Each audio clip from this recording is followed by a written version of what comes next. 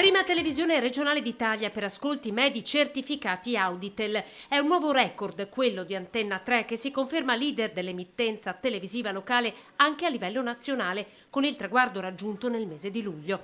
La televisione regionale più vista tra le reti locali di tutto il paese, battendo corazzate storiche di altre regioni ben più popolose del Veneto. Antenna 3 è prima con un ascolto medio di oltre 8.700 telespettatori e 438.000 contatti giornalieri contro i 7.900 circa registrati in Puglia da Telenorma con i suoi 386.856 contatti.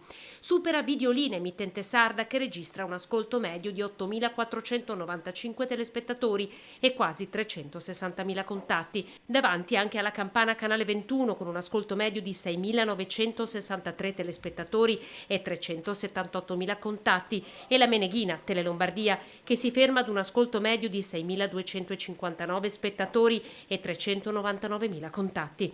Un mese intenso quello di luglio sul fronte delle notizie e che conferma il gradimento record per Antenna 3, già leader indiscussa a nord-est. L'emittente che ha infranto ogni record non ferma mai la propria opera di informazione autorevole, puntuale e apprezzata dal grande pubblico ogni giorno con i telegiornali e gli approfondimenti a firma delle redazioni del Network Media Nord-Est. Un nuovo record che dobbiamo ancora una volta a voi, a chi sceglie quotidianamente di mantenere l'indissolubile legame con Antenna 3 e fare luce su problemi, opportunità, eccellenze e la voce dei cittadini di un territorio che tiene al proprio sviluppo.